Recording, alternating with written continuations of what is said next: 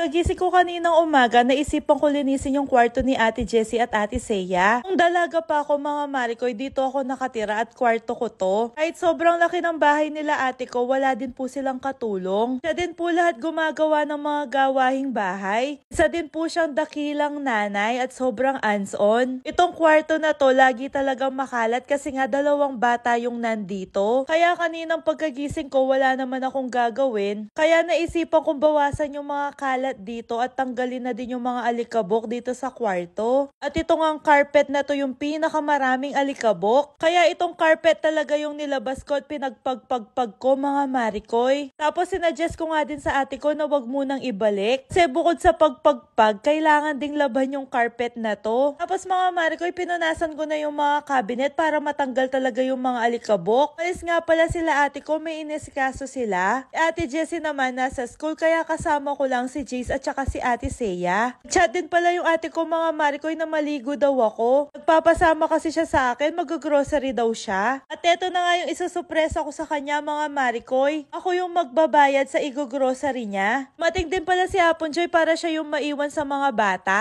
Tapos may dala-dala na ring ulam si Apunjoy. Taya na nga yung ate ko na walang kaalam-alam sa gagawin ko. Nando rin pala namin si Ate Jessie at sinama na rin namin siya mag-mall. Pagdating naman namin dito, nagugutom daw si Ate Jessie, di naman namin alam kung saan kami kakain. Kaya pinag-decide namin si Ate Jessie, tapos sabi niya sa Tokyo na lang daw. Tapos sabi namin siya yung taya kaso wala daw siyang pera kaya ako na lang yung nagbayad mga Marikoy. Para di rin makalata yung ate ko. Tapos kinuha ko na nga yung pagkain kasi nga ready na. Tapos kumain na kami mga Marikoy. At heto na, nasa grocery na kami. Once or twice a month nag-grocery po yung ate ko. Tapos madalas talaga pag nag-grocery siya, di lang para sa kanya, pati na rin para sa amin. Kung naalala nyo yung unang vlog ko mga Marikoy, ginagawa ko pag pumupunta ako sa bahay nila, ako yung nag-grocery ako sa bahay nila. At isa yun sa mga nag-trending na vlogs ko. Dahil last time nag-grocery na siya, pinamili niya na yung tatay namin. Alam kong para sa kanila na lang yung mga bibilhin niya ngayon. Kaya nag-ready ako ng 15,000 pambayad mga Marikoy. Ay yung panganay sa amin at simula dati pa, bata pa kami mga Marikoy, siya na talaga yung mapagbigay. Siya na talaga yung provider sa pamilya namin. Sabi ko nga pala sa kanya kanina, bibidyohan ko siya habang nag-grocery siya para may maipost akong vlog. Kaya wala talaga siyang idea na babayaran ko yung mga pinang-grocery niya. Anyway, nasa station na pala kami ng mga karne. Dito talaga na-miss ako sa pagkakaayos ng mga tinitinda nila. Ito yung ayos na di ka sana bibili pero mapapabili ka. Tawag mo na lang tignan yung presyo kasi kapag tumitingin tayo sa presyo, wala tayong mabibili. Charot lang kasi naman grabe na yung taasan ng presyo ng mga bilihin ngayon. Alam nyo ba mga Marikoy, bakit di ko sinabi sa ate ko na ililibre ko siya ng grocery? Kasi alam ko kapag sinabi ko sa kanya, di siya papayag. Tapos kung papayag man siya, mahiya siyang kunin yung mga gusto niya at mga kailangan nila. Ito din yung naiisip kong way para medyo makabawi naman ako sa kanya. Tapos nandito na nga pala kami sa seafood stations, tapos nakilala nga pala ako ni ate. Tataka nga ako mga Marikoy kasi parang medyo konti yung mga kinukuha niya ngayon. Yun pala may balak siya mamalengke, minsan daw sa palengke siya mamimili. Tapos dito naman kami sa mga gulay, tapos ayan nga yung mga kinuha niya, sabi niya sa akin, alam mo na niyan yung ulam bukas. Alam niyo na din yung ulam namin bukas mga Marikoy, pinakbet. Tapos masamang loob niyang binalik yung kamatis kasi daw ang mahal. Tapos kumuha na siya ng Yakult, gatas at saka cheese. Sabi niya sa akin, gagawa daw siya ng merienda pag uwi namin. Nag-request din kasi si Ate Jessie na magluto siya ng spaghetti pababa ng pataas, pataas ng pataas ang mga presyo ng bilihin. Yeah. Tapos dito naman kami sa mga prutas pumunta. Gusto nga pala ako sa aming magkakapatid. Dati nga ako nakatira kila ate ko. Ayun, laging tagabili ko ng mga gusto ko dati. Alam nyo ba, basta may budget yan, pag nag-grocery yan, di lang para sa kanya yung mga binibili niya. Para sa tatay ko, sa kuya ko, at para sa akin. Kaya sobrang swerte namin na nagkaroon kami ng ate na tulad niya. Meron din nga pala silang tinitinda mga dry na bulaklak dito. Nalikan niya nga pala yung kamatis kasi kailangan niya din. Tapos kumuha na rin pala siya ng sibuyas. Bakit kaya wala ng puting sibuyas? Ano kayang nangyari? O syempre kumuha na rin siya para sa paglalaba niya. Pinagmamasdan ko yung mga kinuha niya. Feeling ko mga Marikoy wala pang 10,000. Kaya dinagdag ko na tong kape. Tapos sabi ko nga pala sa kanya, parang konti yung mga kinukuha nila ngayon. Ang sabi niya naman sa akin, parang wala daw siya sa mood mamili ngayon. Mga Marikoy, nakakarandam na yata siya na ako yung magbabayad. magbayad. Pipila na sana kami sa cashier mga Maricoy kaso naalala niya wala na nga pala siyang ganito kaya kumuha siya. Pagkatapos kumuha na rin siyang ganito at pumila na nga kami. Tapos habang nakapila nagchismisan na muna kami. Ang mga nagsasabi nga pala na mukha akong mas matanda sa ate ko. Okay lang, di naman masakit, ate ko naman siya, kapatid ko naman siya, kadugo ko naman. Sanay na ako, ano ba kayo? Maganda talaga yung ate ko at wala na tayong magagawa doon. Tapos ayan na pasikretong binunot ko yung wallet ko. Tapos mga Maricoy, inutusan ko si Jessie na videohan niya kami. Mamimigay nga din pala ako ng konting pa Gcash. Sa 5